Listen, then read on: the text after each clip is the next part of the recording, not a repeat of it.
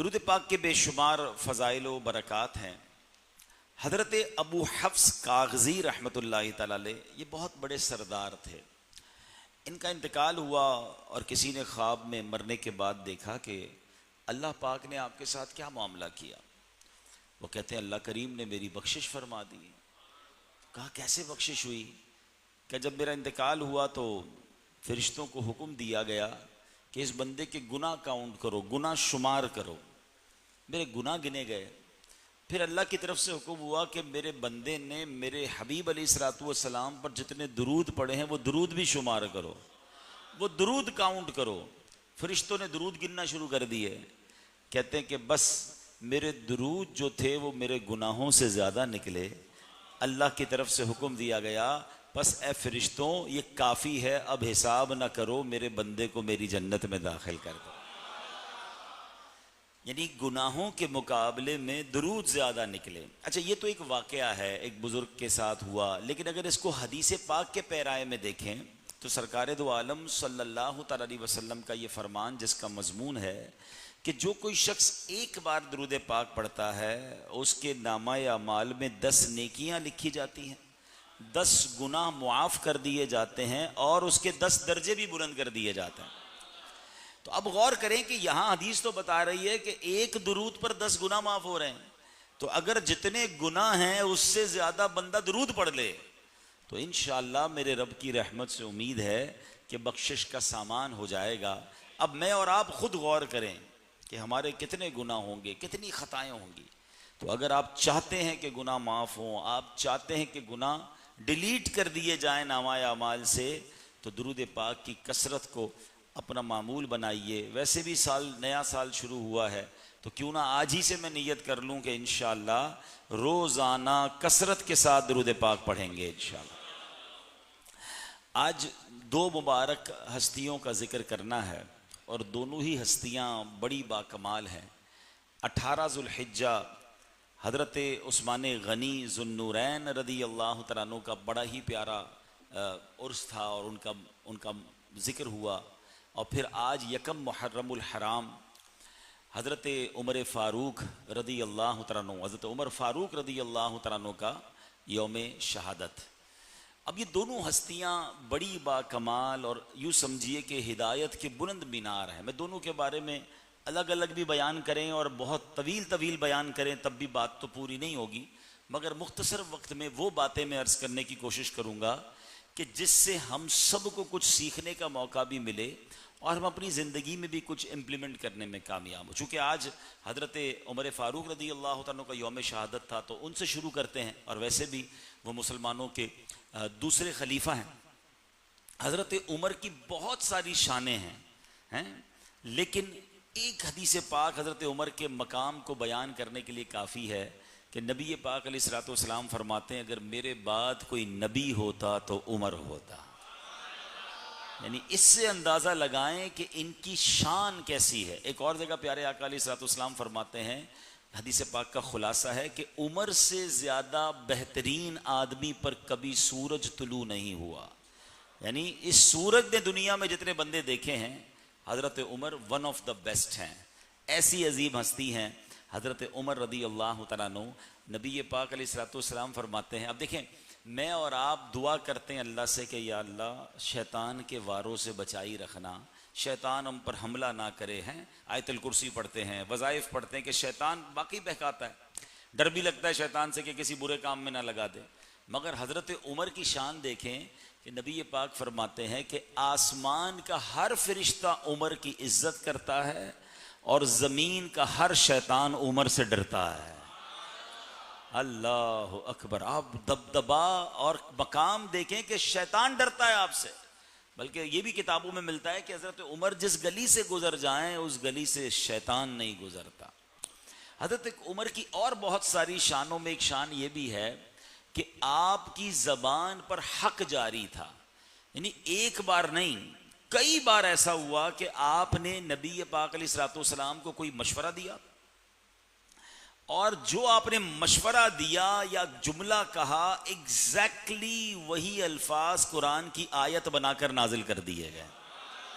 اور یہ ایک آدھ بار نہیں ہوا. علماء کہتے ہیں یہ 20 آیتیں قرآن کی ایسی ہیں جو حضرت عمر نے نبی پاک سے عرض کی یا مشورہ دیا, اور ایگزیکٹلی قرآن پاک کی آیت بھی ویسے ہی نازل ہوئی. دو مشہور آیتیں بتا دیتا ہوں کیونکہ اس سے ہمیں بھی بڑا پیار ہے. ہمارا اللہ کرے کہ بار بار جانا بھی ہو, ہم مکہ شریف جاتے ہیں تو جناب مقام ابراہیم کو بھی یقیناً بہت قریب سے دیکھنے کی تمنا ہوتی ہے, اور صفا مروہ کے پاس جائے بغیر تو کہانی پوری نہیں ہوتی, نہ عمرہ کمپلیٹ ہوتا ہے نہ حج کمپلیٹ ہوتا ہے. مگر ان دونوں مقامات کی شان قرآن میں جو بیان ہوئی نا, اس کے پیچھے راز کیا ہے. حضرت عمر نے نبی پاک علیہ الصلوۃ والسلام سے عرض کیا, حضور اگر ہم مقام ابراہیم کو مصلی بنا لیں, اپنی نماز کی جگہ بنا لیں, تو اس کے بارے میں کیا فرماتے ہیں؟ اور اللہ اکبر, قرآن کی آیت نازل ہوتی ہے وَاتَّخِذُوا مِن مَّقَامِ إِبْرَاهِيمَ مُصَلَّى, ابراہیم کے کھڑے ہونے کی جگہ کو مصلی بنا لو. حضرت عمر نے مشورہ دیا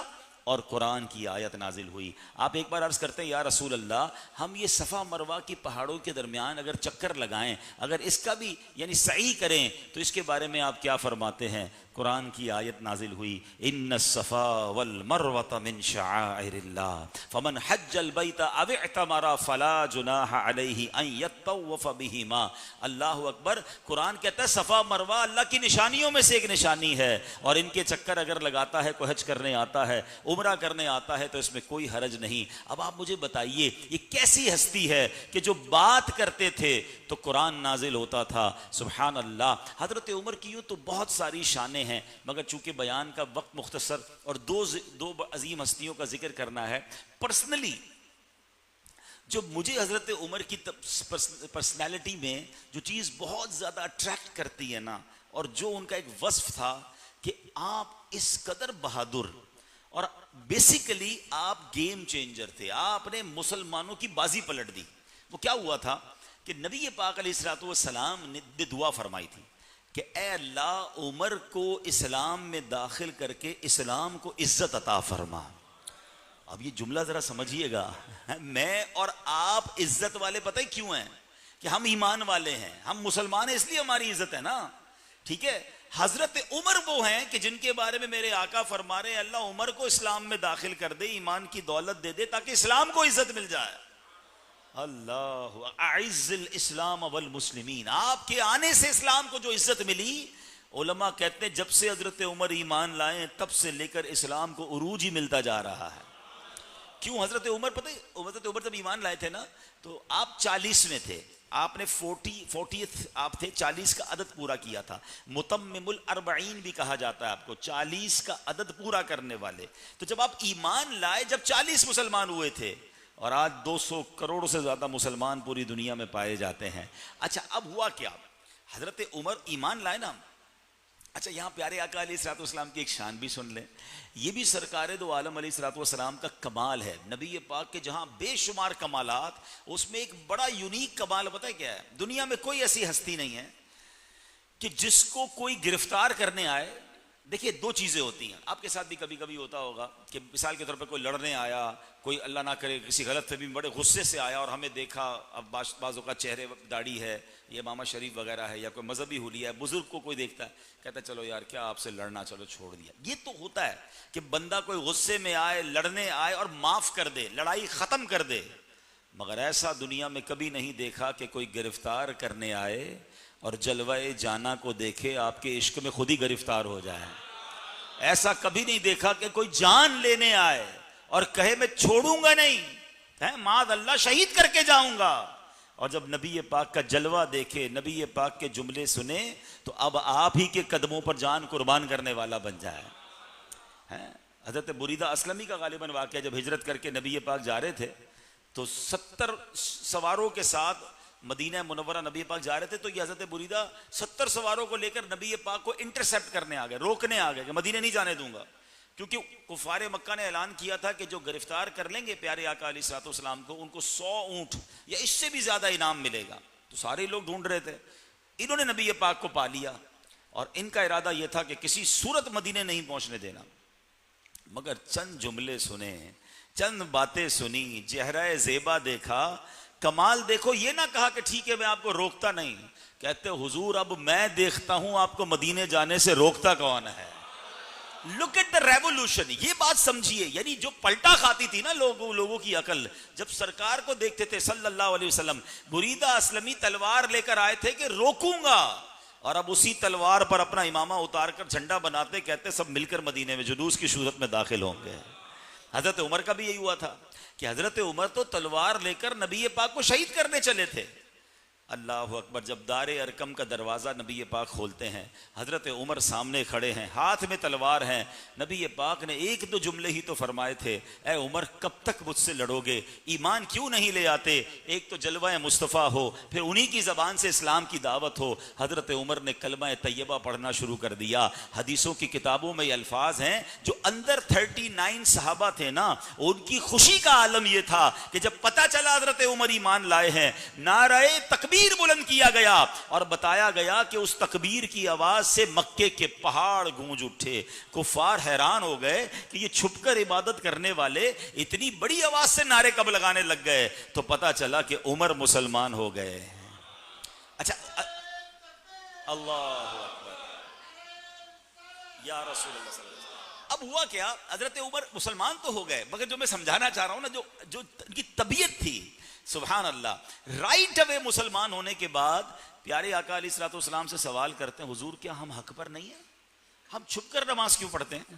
حضرت عمر وہ ہیں جو نماز پڑھنے والوں کو مارنے والے گروپ میں تھے, طواف کرنے والوں کو روکنے والے گروپ میں تھے, ٹھیک ہے نا. کفار کا ایک پلان ہوتا تھا. اچھا میں اس کو تھوڑا سا سمجھاتا ہوں. جو مکے ہو کر آئے ہیں, اللہ کرے ہم سب بار بار حاضری دیں, جو نہیں گئے اللہ کرے ان کو بھی, جو گئے ان کو بھی اللہ اس سال بار بار مکے مدینے کی حاضری عطا فرمائے.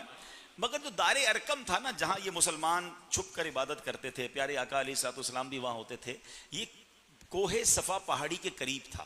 صفا کی پہاڑی جو گئے ہیں مکے مدینے, وہاں سے ذرا سوچے کعبہ کتنا دور تھا. ابھی تو عمارتیں بن گئی نا, اس وقت تو کچھ بھی نہیں تھا نا, پہاڑی تھی اور کعبہ تھا, اور ایک مکان ہوگا سمجھ لیں. اتنا قریب کعبہ تھا, مگر جانے نہیں دیتے تھے.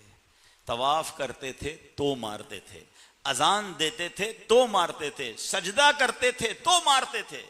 مسلمان کعبہ سامنے ہوتے عبادت نہیں کر سکتے تھے, اور کفار کعبے کے پاس بیٹھے رہتے تھے تلواریں لے کر, جو آتا اس کو مارتے. تو اب حضرت عمر نبی پاک سے کہہ رہے ہیں کہ یا رسول اللہ صلی اللہ تعالی علیہ وسلم, ہم کیا حق پر نہیں ہیں, ہم چھپ کر کیوں عبادت کرتے ہیں, ہم چھپ کر نمازیں کیوں پڑھتے ہیں, آج کے بعد علل اعلان نماز پڑھیں گے. اور رائٹ اوے ابھی تو ایمان لائے ہیں. یہ فیضان مصطفیٰ صلی اللہ علیہ وسلم کے دل یوں بدلتا تھا, یوں چینج ہوتا تھا. اور اب حضرت عمر نے کیا کیا, کمال دیکھیں. اب اس مکان کا دروازہ کھلا اور 2 صفیں اس گھر سے باہر نکلتی ہیں. تھوڑا امیجن کیجئے, تھوڑا تصور کیجئے کہ کیا منظر ہوگا کہ 40 صحابہ کرام ہیں, سرکار دو عالم علیہ السلام بھی ان کے ساتھ ہیں. پہلی صف کی قیادت کون کر رہا ہے, حضرت عمر ساتھ ہیں, ہاتھ میں تلوار ہے. دوسری صف کی قیادت کر رہے ہیں حضرت حمزہ شیر خدا رضی اللہ تعالیٰ عنہ. اور یہ دونوں صفیں کہاں جا رہی ہیں, کعبے پر طواف کرنے, نماز پڑھنے جا رہے ہیں. کفار ریڈی بیٹھے تھے کہ حملہ کرنا ہے, مگر جب حضرت عمر کو دیکھا, حضرت حمزہ کو دیکھا, ان کا جو جاہو جلال تھا, اور حضرت عمر نے وہ تاریخی الفاظ فرمائے کہ جس کو اپنے بچے یتیم کروانے ہوں, جس کو اپنی بیوی بیوہ کروانی ہو, وہ میرے سامنے آ کر روک کر دکھائے. کسی کافر کی ہمت نہیں ہوئی. مسلمانوں نے علل اعلان طواف کرنا شروع کیا, علل اعلان نماز پڑھنا شروع کی. اور سبحان اللہ وہ دن ہے اور آج کا دن ہے, دنیا بھر میں اذانیں گونج رہی ہیں. رب کی رحمت سے امید ہے اس کا فیضان بھی حضرت عمر کو جاری ہو رہا ہوگا. اب ہمیں کیا سیکھنا ہے, دیکھو یہ واقعات سنتے تو اپنا جوش بھی بڑھ جاتا ہے, اپنی ہمت بھی بڑھ جاتی ہے. مگر میں نے کہا نا, بیان میں کوشش یہ ہونی چاہیے کہ ہم کچھ لے کر جائیں. اب یہاں پر جو مجھے اور آپ کو سیکھنا ہے, اللہ پاک حضرت عمر کا ان کے جو کہتے ہیں نا کہ دین پر قربانی اور بہادری کا ذرہ عطا فرمائے. اب یہ بات ذہن میں بٹھا لیں کہ جب بھی ہم دین کا کام کریں گے نا, اچھا کام کریں گے, مسلمانوں کی خیر خواہی کا کام کریں گے, دین کی اشاعت کا کام کریں گے, نیکی کی دعوت کا کام کریں گے, کوئی مسجد بنائے گا, کوئی مدرسہ بنائے گا, کوئی علاقے میں کوئی بھی آپ نیکی کا کام شروع کرو گے نا, آپ کو کہیں نہ کہیں سے مخالفت ضرور ملے گی, کہیں نہ کہیں سے حوصلہ توڑنے والے ضرور ملیں گے. اب کرنا یہ ہے کہ حوصلہ ٹوٹنے نہیں دینا ہے, ہمت میں رہنا ہے. ان مخالفتوں کے مقابلے میں یہ رہنا, یاد رکھنا ہے کہ ہمارے آقا اور صحابہ کرام نے کیسی قربانیاں دی تھیں. اینڈ آف دا ڈے آخر میں کامیابی ملتی ہے. یاد رکھیے, جو ڈٹا رہتا ہے نا, جو استقامت کے ساتھ دین کا کام کرتا ہے, آپ ہسٹری اٹھائیں, سارے انبیاء کو تکلیفیں آئیں، مگر پھر اللہ نے کیسا عروج دیا. اور اگر آج کے دور میں دیکھیں، یوں تو بے شمار واقعات ہیں، مگر چونکہ میمن کمیونٹی، میرا خیال ہے اکثر آپ میں سے میمن کمیونٹی کے لوگ ہیں، تو ہماری ہی کمیونٹی کے ایک ایسی شخصیت نے 40 سال 42 سال پہلے ایک بیڑا اٹھایا ہے، اور وہ غریب تھے، خاندان بھی غریب، فیملی میں بھی کوئی عالم دین نہیں، علاقہ بھی کراچی کا سب سے غریب ہے، اور بڑی غربت میں بچپن میں یتیم بھی ہو گئے، مگر جذبہ تھا کہ مجھے اپنی اور ساری دنیا کے لوگوں کی اصلاح کی کوشش کرنی ہے. کسی نے ساتھ نہیں دیا. آپ یقین کریں، میں نے اپنی آنکھوں سے دیکھا ہے الحمدللہ. میں نے بچپن میں بھی امیر اہل سنت کا ساتھ پایا، اور آپ میں سے بھی کچھ پرانے ساتھی ہوں گے، لوگ مسجد سے نکال دیتے تھے، نہیں آنے دیتے، بھلا آپ کی کیا ضرورت ہے، مخالفت ہوتی تھی، برا بھلا کہتے تھے، کیا فتوے نہیں لگائے، مگر اس مرد کلندر نے ہمت نہیں ہاری. فیضان فاروقی تھا. ہاں، امیر اہل سنت کو یہ طائف کے میدان کا فیضان ملا ہوا تھا کہ وہاں نبی پاک نے پتھر کھا کر دعائیں دی، وہ ڈٹے رہے. میں صرف ایگزامپل کے طور پر ایک ہسٹری کیس بتا رہا ہوں آپ کو، کیونکہ ہم سب اس کو وٹنس کر رہے ہیں کہ ٹائم کتنا لگا ہے. 42 سال ہی تو ہوئے ہیں، اور اس 42 سال میں دنیا کے 150 ملکوں میں کروڑوں لوگ ان کی بات کرنے والے بن گئے، ان کا پیغام آگے بڑھانے والے بن گئے. اس سے سیکھنے کو کیا ملتا ہے؟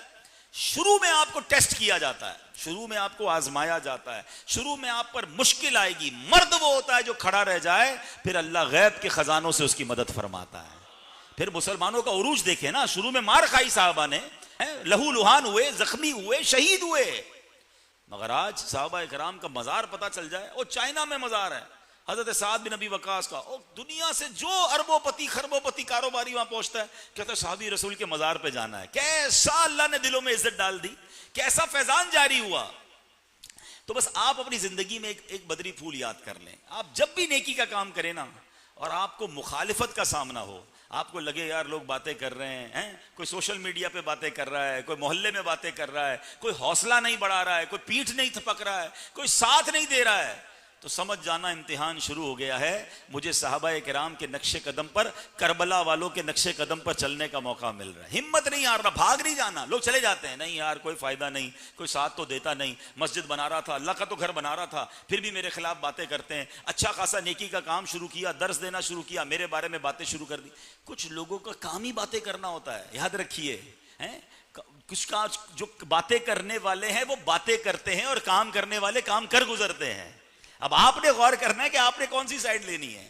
تو آپ نے ہمت میں رہنا ہے. بلکہ میں تھوڑی سی اور گہری بات کر دیتا ہوں کہ جب آپ کوئی نیکی کا کام شروع کریں گے نا، اور آپ کو لگے کہ مخالفت ہوئی ہے، تو سمجھ جانا کہ تیر صحیح نشانے پہ لگا ہے. کچھ کیا ہے تو تکلیف ہوئی ہے نا، کچھ نہ کرتے تو تکلیف کہاں سے ہوتی ہے. اب آپ یا رسول اللہ کہنے والے کسی علاقے میں مسجد بناؤ، یا رسول اللہ کہنے والے کسی علاقے میں مدرسہ بناؤ، یا رسول اللہ کہنے والے کسی ملک یا کسی علاقے میں دعوت اسلامی کا یا دین کا کام شروع کرو، تو کسی نہ کسی کو تو پرابلم ہوگی نا. ہر صحابی نبی جنتی جنتی کا نعرہ لگانے والے اگر اپنا کام بڑھائیں گے تو کہیں تو پرابلم ہوگی.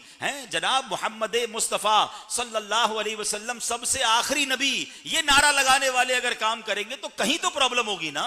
تو اگر پرابلم ہو رہی ہے تو سمجھ لو کام بڑھ رہا ہے، اور صحیح بڑھ رہا ہے. اور یہی بات اعلیٰ حضرت نے سمجھائی تھی کہ دل آدھا کو رضا تیز نمک کی دھن ہے، ایک ذرا اور چھڑکتا رہے خامہ تیرا، کل کے رضا ہے خنجرے خونخار برکبار.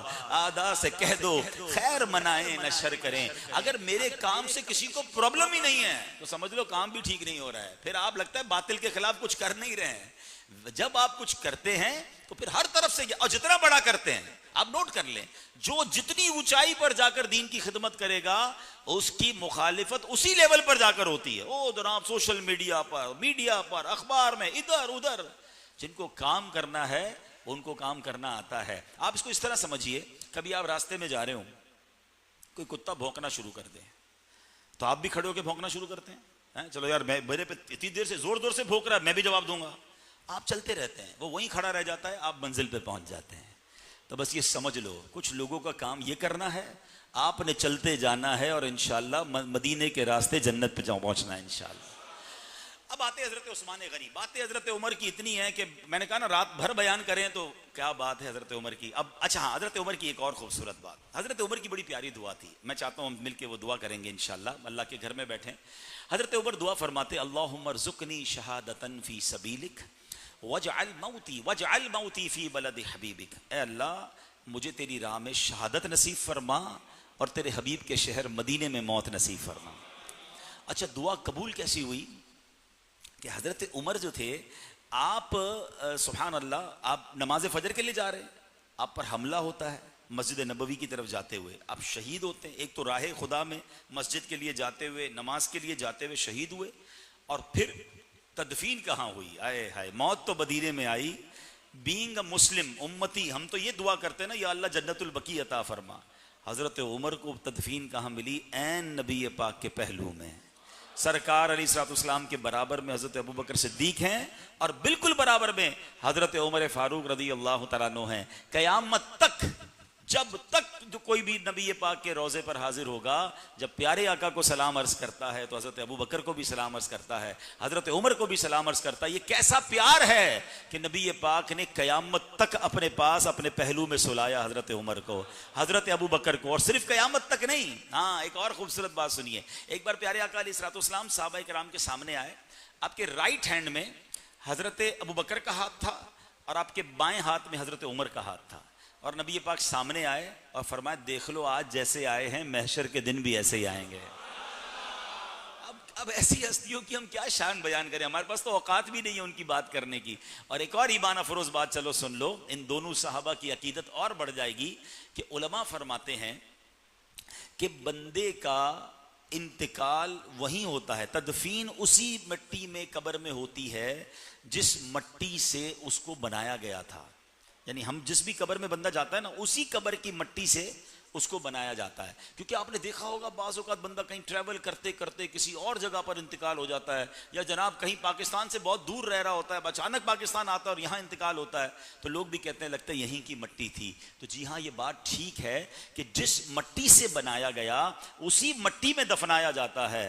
اب ذرا غور کرو کہ حضرت ابوبکر کو حضرت عمر کو کس مٹی سے بنایا گیا تھا. علماء فرماتے ہیں سبحان اللہ, جس مٹی مبارک سے سرکار دو عالم علیہ الصلوۃ والسلام کی تخلیق کی گئی اسی مبارک مٹی سے حضرت ابوبکر اور حضرت عمر کی بھی تخلیق کی گئی تھی, اور وہیں برابر میں جو ہے ان کی تدفین ہوئی. ہم اللہ سے دعا کرتے ہیں مولا حضرت عمر کی اس دعا کا واسطہ ہمیں مدینہ منورہ میں شہادت والی موت بھی نصیب فرما اور جنت البقیع میں مدفن بھی نصیب فرما. اللہم ذکنا شہادتا فی سبیلک واجعل موتنا فی بلد حبیبک صلی اللہ تعالی علیہ وسلم. اللہ یا ہر صحابی نبی. کیا بات ہے. اب بات کرتے ہیں ایک اور عظیم صحابی کی. سبحان اللہ. اچھا یہ صحابی کتنے کمال کے ہیں کہ سرکار دو عالم صلی اللہ تعالیٰ علیہ وسلم سے سرکار دو عالم علیہ السلام سے حضرت عثمان غنی کے بارے میں سوال ہوا, ذکر خیر ہو رہا تھا پیارے آقا کی بارگاہ میں حضرت عثمان غنی کا. تو نبی پاک نے فرمایا عثمان سراپا نور ہیں. عرض کیا گیا حضور نور کا کیا مطلب؟ فرمایا میں نے ایک ایک کر کے اپنی 2 بیٹیوں کا نکاح عثمان سے کیا, اس لیے اللہ پاک نے عثمان کا نام ذوالنور رکھا ہے اور جنت میں ان کا نام ذوالنورین ہے. ذوالنورین یعنی 2 نور والا. ایک اور بات یاد رکھیے گا, حضرت آدم علیہ السلام سے لے کر قیامت تک کسی کو بھی یہ شرف نہیں ملا سوائے سیدنا عثمان غنی کے کہ جس کے نکاح میں کسی بھی ایک نبی کی 2 بیٹیاں آئی ہوں. ٹھیک ہے نا, یعنی حضرت رقیہ اور حضرت ام کلثوم رضی اللہ تعالیٰ عنہ, یعنی ایک بہن کا انتقال ہوا تو نبی پاک نے اپنی دوسری بیٹی بھی حضرت عثمان غنی کے نکاح میں دی. اور وہ تاریخی جملہ ارشاد فرمایا, میرے آقا فرماتے ہیں کہ اگر میری 100 بیٹیاں ہوتی اور ایک کے بعد ایک کا انتقال ہوتا میں وہ ساری کی ساری عثمان غنی کے نکاح میں دے دیتا. اب اس سے ذرا اندازہ کیجئے کہ نبی پاک کا حضرت عثمان غنی پر اعتماد کیسا ہے. ٹھیک ہے, یہ سمجھنے والی بات ہے. پہلے چلے میں ایک عقیدے والی بات بتا دوں. ینگسٹر بیٹھے ہیں آج کل سوشل میڈیا پہ, جس کی جو مرضی کنفیوز کرتا ہے, اور آپ لوگ بھی جناب سن کے کنفیوز ہوتے ہیں. پہلے تو یہ طے کرو کہ سننا کس کو ہے. بہرحال نبی پاک نور ہیں کہ نہیں ہیں اس پر بحث ہوتی ہے. آپ دنیا, بلکہ اب تو اس حدیث میں نبی پاک نے خود ذوالنورین فرما دیا حضرت عثمان غنی کو, لیکن آپ پھر بھی دنیا میں کہیں بھی چلے جائیں, افریقہ, امریکہ, یورپ, کہیں بھی جائیں, کسی بھی مسلمان سے پوچھیں ذوالنورین کون ہے تو کیا جواب آئے گا؟ حضرت عثمان غنی ذوالنورین. ذوالنورین کا مطلب دو نور والا. دو نور والا کیوں؟ کہ نبی پاک کی دو بیٹیاں آپ کے نکاح میں آئیں. ارے جناب، جس کی بیٹیاں کسی کے نکاح میں آ جائیں وہ نور والا ہو جائے تو نبی پاک کے نور کا عالم کیا ہوگا. اعلیٰ حضرت لکھتے ہیں نا، نور کی سرکار سے پایا دوشالہ نور کا، نور کی سرکار سے پایا دوشالہ نور کا، ہو مبارک تم کو ذوالنورین جوڑا نور کا. اور لکھتے ہیں تیری نسل پاک میں ہے بچہ بچہ نور کا، آقا تو ہے عین نور، تیرا سب گھرانہ نور کا. تو نورانی آقا ہیں، نور والے آقا ہیں، اور ان کی صاحبزادیاں، ان کا گھرانہ نور والا کیوں نہ ہو. مگر اب میں نے کہا نا، ہم سیرت بھی سنیں گے اور اپنے لیے بھی کچھ سیکھیں گے. اب یہاں ماشاءاللہ ایسے لوگ بیٹھے ہیں جن کی فیملیز ہیں، جو شادی شدہ ہیں، کچھ ایسے ہیں جن کی شادیاں ہونا باقی ہیں، بزرگ بیٹھے ہیں جو اپنے بچوں کی شادیاں کر رہے ہیں. میرے نزدیک زندگی کا ایک بہت بڑا فیصلہ اور ویری رسکی ڈیسیشن، سب سے مشکل میں کہوں اور سب سے رسک والا ڈیسیشن کہوں، وہ بچے کی شادی کرنا ہوتا ہے. باپ سے پوچھو کہ بیٹی کی شادی کرنی ہے، اس کو کتنی ٹینشن ہوتی ہے کہ پتہ نہیں داماد کیسا نکلے گا، سسرال والے میری بچی کو کیسے رکھ، کیونکہ جتنا بڑا سیکریفائس، جتنی بڑی قربانی عورت دیتی ہے نا، مرد نہیں دیتا. جن کی شادیاں ہو گئی نا، اپنی بیوی کی اس بات پر قدر کرو.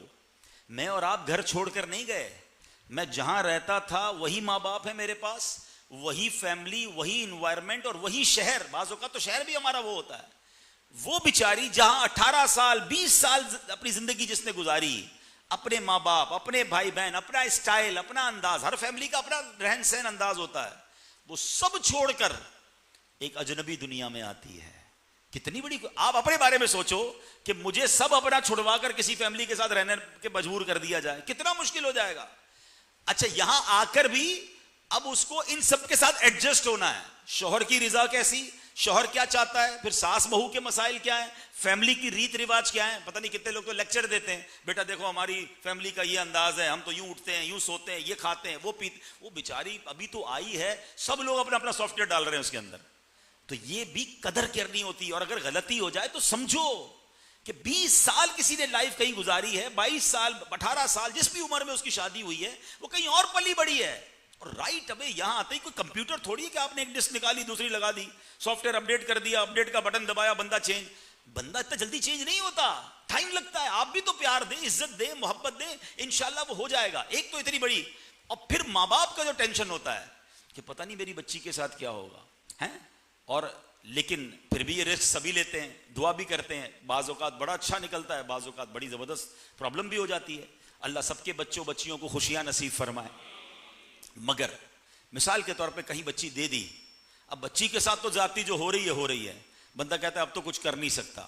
لیکن نبی پاک علیہ الصلوۃ والسلام اور حضرت عثمان غنی کا پیار اور اعتماد دیکھیں. ایک بیٹی تھی، اس بیٹی کا وصال ہو گیا، آقا نے اپنی دوسری بیٹی حضرت عثمان کو عطا فرمائی.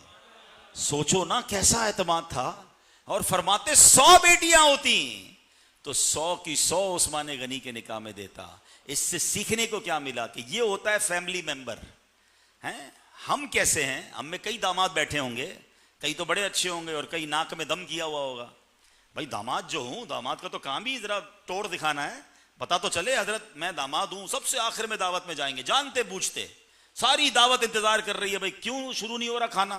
وہ حضرت داماد نہیں آئے نا، اس کے بغیر نہ کھانا شروع ہو سکتا ہے، اس کے بغیر. اچھا ٹینشن میں ہی رہتے سسرال والے ہیں کہ حضرت آ گئے، اب اس کا خیال رکھو ورنہ میری بیٹی کی خیر نہیں ہے. توبہ ہے یار. اب تو پہلے تو ہمارے زمانے جب ہم چھوٹے تھے نا، یہ بزرگوں کو یاد ہوں گے واقعات، اللہ نہ کرے اب ہوتے ہوں، اب کم ہو گئے، اب کم سننے کو ملتے ہیں. ورنہ مجھے یاد ہے میرے بچپن میں نام نہیں لیتا، جو ہے ایک دعوت میں گیا، ایک ہماری اپنی فیملی کے لوگ تھے. تو میں نے وہ ہوتا ہے نا، ہم شادی سے پہلے ہم دوستوں کو کہتے ہیں یار تم نے یہ والا کھانا دیکھنا ہے، آپ نے کولڈ ڈرنک دیکھنی ہے، آپ نے مہمانوں کو دیکھنا ہے، آپ نے ذرا لائٹ وغیرہ دیکھنا ہے. ہم ڈیوٹی بانٹتے ہیں. جس کی دعوت ہوتی تھی وہ کہتا ہے 2 بندوں کو تمہارا کوئی کام نہیں ہے، صرف میرے داماد کو دیکھنا ہے، اس کو صحیح کھانا دے دینا، اس کو گرم چائے ملنی چاہیے، روٹی گرم، اس نے گھر جا کر ہنگامہ کر دینا ہے. یار کیا مطلب داماد ہے، یہ ٹینشن ہے. اچھا یہ بندہ اپنے باپ باپ کے ساتھ ایسا نہیں تھا، داماد بنتے ہی سافٹ ویئر چینج ہوتا ہے. کیوں بھائی؟ کس نے کہا؟ حالانکہ سسرال والے بھی میرے ماں باپ ہی ہیں، یہ مجھے سیکھنا چاہیے. حضرت عثمان غنی سے محبت کا دعویٰ کرتے ہو نا تو بنو نا داماد، کہ لوگ کہیں کہ یار کمال داماد ملا، میرا بیٹا بن گیا بھائی، میرے گھر میں رونق آ گئی، میرا مددگار آیا ہے، نہ کہ میرا انسپیکٹر آیا ہے. یہ سیکھیں. اور وہی نوجوان اتنے سارے جو بیٹھے ہیں جن کی ابھی شادیاں ہونی ہیں، دیکھیں میں آپ کو ایک حدیث سناتا ہوں. میں صرف داماد کو کاؤنٹر کرنے نہیں آیا، ہر طریقے سے. اگر کوئی بہو بنتی، میرا بیان اگر لائیو جا رہا ہے یا بعد میں میری بہنیں سنیں، آپ اگر کہیں بہو بن کے جا رہی ہیں تو آپ بیٹی بنے نا. اچھا صرف میاں بیوی کا رشتہ نہیں، اور بھی بہت سارے رشتے ہو جاتے ہیں. جو بھی رشتہ ہو، ہم ہر رشتے میں یہ ثابت کریں کہ ہمارے رشتے کے بعد ہم کمفرٹیبل ہیں، ہم آسان ہیں، ہم راحت پہنچانے والے ہیں، ہم تکلیف پہنچانے والے نہیں ہیں. اللہ اکبر. میرے آقا کی حدیث سنیے. نبی پاک علیہ الصلوۃ والسلام فرماتے ہیں المؤمن حین لین سہل. میرے آقا فرماتے ہیں مومن کون ہوتا ہے؟ جو نرم ہوتا ہے، نرم دل ہوتا ہے، اس کی عادتیں بھی نرم ہوتی ہیں، اور وہ سہل آسان ہوتا ہے. اب میں باقی دو پہلے والوں کو تو ڈسکس نہیں کرتا، لیکن سہل ان کو اگر ڈسکس کروں کہ مومن آسان ہوتا ہے. اب سارے میرے بھائی جو یہاں بیٹھے ہیں ذرا اپنے بارے میں غور کریں. اگر میں کہتا تو ہوں کہ میں مومن ہوں اور اچھا مومن ہوں، تو کیا میں آسان ہوں؟ ابھی کہاں چیک کرنا ہے اپنے آپ کو. اگر میں شوہر ہوں تو اپنے بیوی بچوں کے لیے آسان ہوں، یا بیوی بچے بہت ڈرتے ہیں مجھ سے، تکلیف میں ہیں مجھ سے، کہہ نہیں پاتے مگر بڑی پرابلم ہے میری وجہ سے. میں اگر بیٹا ہوں تو اپنے ماں باپ کے لیے آسان ہوں، ٹھیک ہے. اگر میں بھائی ہوں تو میرے بھائی بہنوں کے لیے آسان ہوں. اگر میں مسجد میں نماز پڑھنے آنے والا نمازی ہوں تو کیا امام اور کمیٹی والوں کے لیے آسان ہوں، یا مسجد میں آ کر بھی ہنگامہ ہی کرتا ہوں؟ اور اگر میں امام ہوں تو کیا میں نمازیوں کے لیے آسان ہوں؟ اب دیکھتے جائیے، غور کرتے جائیے، ہر بندے کو چیک کرنا ہے. میں ٹیچر ہوں تو اپنے اسٹوڈنٹس کے لیے آسان ہوں، اور اگر میں اسٹوڈنٹ ہوں تو کیا اپنے ٹیچر اور انتظامیہ کے لیے آسان ہوں؟ اگر میں پڑوسی ہوں تو اپنے پڑوسی کے لیے آسان ہوں. میں کاروبار کرتا ہوں، پیسے دینے سے پہلے بندہ کچھ اور، پیسے لینے کے بعد بندہ کچھ اور. قرضہ لینے سے پہلے حضرت آپ کی بڑی مہربانی، بہت پریشان، پیسے دے دے 3 مہینے میں ہاتھ جوڑ کے لوٹاؤں گا. پیسے لے کر گیا، اس کے بعد فون اٹھانا ہی چھوڑ دیا. بندہ کہ یار کیا میں نے تو قرضہ دیا، جواب نہیں دیتا. یہ تو آسانی نہ ہوئی نا. مزہ پتہ کیا ہے؟ اپنے آپ کو چیک کیجئے کہ میرے دوست کہیں یار اس کے ساتھ دوستی میں مزہ آیا، پڑوسی کہیں پڑوسی بنانے میں لطف آیا، رشتہ دار کہیں رشتہ داری کرنے میں مزہ آیا، کاروبار کرنے والا کہے کیا بندہ ہے یار، کاروبار کیا، اپنے زبان کا پکا ہے، سچ بولنے والا، ایماندار، وعدوں کا پکا ہے. میں مسجد میں جاؤں تو مسجد میں رونق آ جائے، دوستوں میں جاؤں تو دوست خوش ہو جائیں. کچھ لوگ ہوتے جدھر جاتے تکلیف ہے، لوگ کہتے نہ آئے تو اچھا ہے یار، جب آتا ہے کوئی نہ کوئی اعتراض، کوئی نہ کوئی تکلیف، کوئی نہ کوئی تنزی ہے، جھگڑا ہی ہے. اگر آپ ایسے ہیں تو پھر آپ مومن پکے نہیں ہیں. مومن تو آسان ہوتا ہے. ہاں اس سے بات کرنے میں ڈر نہ لگے. ہمیں ڈر لگتا ہے کچھ لوگوں سے بات کرنے میں کہ حضرت کو سمجھائیں گے تو حضرت نے ڈانٹنا ہی ہے، سمجھنا تو ہے نہیں ہے. ان کو کبھی کوئی مشورہ مانگو تب بھی ان کے پاس کوئی نہ کوئی طنز ہوتا ہے. نہیں، ایسا مت بنیے. اور میں اب بڑا اہم جملہ کہنے جا رہا ہوں. اگر آپ زندگی میں آسان بن گئے نا، لوگوں کے لیے آسانی کرنے والے بن گئے، آپ کے لیے ساری زندگی آسان ہو جائے گی، ساری دنیا آپ کے لیے آسانی کرنے والی بن جائے گی. ہمیں کچھ لوگ آ کر کہتے ہیں یار میرا کوئی دوست نہیں بنتا، مجھے کوئی ساتھ نہیں بٹھاتا، میرے ساتھ لوگ فری جلدی نہیں ہوتے. آپ لوگوں کی شکایت نہیں کر رہے حضرت، آپ اپنی خود کی شکایت کر رہے ہیں کہ لوگ آپ سے ڈرتے ہیں، آپ سے دوستی کرنے میں ان کو مزہ ہی نہیں آتا. تو آسان بنیے. حضرت عثمان غنی کے ایک وصف سے ہمیں جو سیکھنے کو مل رہا ہے کہ آپ کتنے آسان تھے. اور آگے چلتے ہیں. نبی پاک علیہ الصلوۃ والسلام فرماتے ہیں عثمان کتنا اچھا پڑوسی ہے. حضرت عثمان پڑوسی بھی تھے نبی پاک، داماد بھی تھے، پڑوسی بھی تھے. فرمایا کتنا اچھا پڑوسی ہے، اس کے گھر میں گرنے والے پانی کی آواز بھی مجھے نہیں آتی ہے. حدیث کا خلاصہ میں نے پیش کیا. اچھا اب یہ جو گواہی ہے نا کہ عثمان کتنا اچھا پڑوسی، اس کا فیضان سوچو. پیارے آقا علیہ الصلوۃ والسلام سے ایک صحابی نے سوال کیا، یا رسول اللہ صلی اللہ تعالیٰ علیہ وسلم ہمیں کیسے پتہ چلے ہم اچھے ہیں یا ہم برے ہیں؟ بھائی ابھی میں آپ سب سے پوچھوں کون کون اچھا ہے تو سب بات اٹھائیں گے حضرت مجھ سے اچھا کون جناب، سارے ہی اچھے ہیں. اب میں کہہ رہا ہوں اچھے ہیں نا، پتہ کیسے چلے کہ اللہ رسول کی بارگاہ میں بھی اچھے ہیں؟ اچھا نبی پاک علیہ الصلوۃ والسلام نے 1 لائنر فارمولہ دے دیا. پیارے آقا نے فرمایا حدیث کا خلاصہ، اگر تمہارے پڑوسی کہیں تم اچھے ہو تو تم اچھے ہو، پڑوسی کہیں تم برے ہو تو تم برے ہو. That's it. پڑوسی کی گواہی ہے. اب بتاؤ ہمارے پڑوسی ہمارے بارے میں کیا کہتے ہیں؟ اوئے ہوئے ہوئے، پڑوسی کی تو ناک میں دم کیا ہوا ہے ہم نے. پڑوسی کو تو ہمارا منہ نہیں دیکھنے کے لیے تیار ہے، اس کو دنیا سے دوستی، پڑوسی سے لڑائی ہے. اچھا کچھ تو پڑوسی ایسے جن کو ایک دوسرے سے سلام دعا ہی نہیں، پتہ ہی نہیں برابر میں کون رہتا، کئی برسوں تک پوچھتے نہیں ہے کون رہتا ہے. ایک بات یاد رکھیں، خدا نہ خواستہ آپ کے ساتھ کوئی حادثہ ہوا نا گھر میں اور آپ گھر میں نہیں ہیں، سب سے پہلے جو مدد کو پہنچ سکتا ہے نا وہ آپ کا پڑوسی ہے. اور آپ نے پڑوسی سے ہی بات بند رکھی ہوئی ہے. نہ کریں ایسا. پڑوسی کی اہمیت کا عالم یہ ہے. ایک بخاری شریف کی حدیث ہے، حدیث کا خلاصہ نبی پاک علیہ الصلوۃ والسلام سے عرض کیا کہ حضور ایک عورت ہے، بہت صدقے دیتی ہے، نفل پڑھتی ہے، نمازیں پڑھتی ہے، صدقہ خیرات دیتی ہے، مگر اس کے پڑوسی اس سے خوش نہیں ہے اس کی زبان کی وجہ سے. فرمایا اس عورت میں کوئی خیر نہیں ہے. ایک اور عورت کی بات بتائی، حضور اتنے زیادہ صدقے خیرات نہیں کرتی، بس فرض نمازیں پڑھتی، نفل صدقے وغیرہ نہیں کرتی، مگر پڑوسیوں کو بڑا خیال رکھتی ہے. آقا فرماتے وہ جنتی ہے، وہ خیر والی ہے. تو پتہ کیا چلا، پڑوسی راضی تو رب راضی. تو ہمیں بلا وجہ پڑوسیوں سے نہیں بگاڑنی چاہیے، محبت درگزر کرنا ہوتا ہے. بعض اوقات آ جاتا ہے کوئی ایسا پڑوسی جو ہمیں تکلیف دے رہا ہوتا ہے، آپ صبر کریں. لیکن اب آپ غور کریں کہ حضرت عثمان غنی کی سیرت سے بہترین پڑوسی بننے کا بھی سبق ملا نا. تو بہرحال میرے پیارے اسلامی بھائیوں، چند باتیں میں نے عرض کی ہیں. باقی حضرت عثمان غنی تو وہ ہیں کہ جتنے یہاں کاروباری لوگ بیٹھے ہیں نا، ہم سب کے لیے رول ماڈل اگر کوئی کہا جائے نا، پیسے والے نے زندگی کیسے گزارنی ہے، کاروباری بندے نے زندگی کیسے گزارنی ہے، تو حضرت عثمان غنی ایک رول ماڈل ہیں کہ مالدار بھی تھے، عبادت گزار بھی تھے، صدقہ خیرات کرنے والے بھی تھے، مسجدیں بنانے والے بھی تھے اور نماز پڑھنے والے بھی تھے. ہمارے کیا ہوتا ہے، ہم چندہ دے کر سمجھتے میری ڈیوٹی ختم ہو گئی. بھائی مسجد میں چندہ دیا نا، بھائی مسجد آپ نے بنائی، نماز پڑھ رہے ہیں، نماز فرض ہے.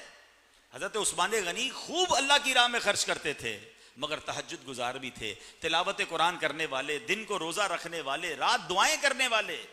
ہمارے یہاں نارملی پیسہ آ جائے تو بندہ کہتا ہے بھائی پیسے لے جاؤ مجھ سے جتنے دین کے کام کے لیے چاہیے، اپنے آپ کو نہیں پیش کرتے. اگر حضرت عثمان غنی کو دیکھنا ہے تو سبحان اللہ، ہر غزوے میں ساتھ ہیں، ہر موقع پر نبی پاک علیہ الصلوۃ والسلام کے ساتھ ہیں. اور اتنا کچھ ہوتے ہوئے حیا کا عالم کیا ہے کہ نبی پاک فرماتے ہیں صلی اللہ علیہ وسلم، میری امت میں سب سے بڑے با حیا عثمان غنی ہیں. اللہ ان کی حیا کی چادر کا ہمیں ذرہ نصیب فرما دے. اتنی بے حیائی عام ہو گئی ہے، آنکھوں کی بے حیائی، بد نگاہی، ہر وقت موبائل پہ غلط چیزیں دیکھنی ہیں، دوستوں میں گندی باتیں، بے حیائی کی باتیں، مرد عورت، لڑکے لڑکیاں آپس میں جناب وہ رابطے جو چل رہے ہیں، یہ سب چیزیں آپ کو برباد کرنے والی ہیں. مسلمان حیا کا پیکر ہوتا ہے. اور نبی پاک نے یہاں تک فرمایا جس کا مضمون ہے جس میں حیا نہیں، اب اس کی مرضی جو چاہے کرے. یعنی گویا نبی پاک نے اپنے سے دور فرما دیا کہ جب حیا اٹھتی ہے نا تو بندہ وہ کچھ کر بیٹھتا ہے کہ عقل بھی حیران ہو جاتی ہے. اللہ پاک ہمارے بچے بچیوں کو اور ہم سب کو بھی حیا کی جو ہے وہ خوبصورت عادت نصیب فرمائے. عثمان با حیا کا صدقہ نصیب فرمائے. حضرت عثمان غنی کے مال پر تو بڑی بات ہوتی ہے. ہم چھوٹے تھے تو ایک دعا ماں سے یا دادا دادی سے سنتے تھے، اللہ عثمان غنی کے خزانوں سے تجھے عطا فرمائے. لیکن مسئلہ یہ کہ ہم حضرت عثمان غنی کا خزانہ تو مانگتے ہیں، حضرت عثمان غنی کی سخاوت بھی تو مانگی ہے نا. خزانے تو بہت سے لوگوں کے پاس آ گئے مگر دل سے نکلتا نہیں ہے. عثمان غنی بانٹتے تھے اور اللہ انہیں اور عطا فرماتا تھا. آج میں دعا کرتا ہوں میرے رب سے، مولا عثمان غنی کی سخاوت کا حصہ عطا فرما. ہمارا دل تیری راہ میں خرچ کرنے سے کبھی بخل نہ کرے بلکہ ہم خوش دلی کے ساتھ تیری راہ میں خرچ کرتے رہیں. اور نبی پاک کا عظیم فرمان ہے کہ اللہ کی راہ میں خرچ کرنے سے مال کم نہیں ہوتا. جب آقا نے فرما دیا تو کم نہیں ہوتا. جب موقع ملے اللہ کی راہ میں خرچ کرتے رہا کریں. اللہ پاک ہمیں عمل کرنے کی توفیق عطا فرمائے.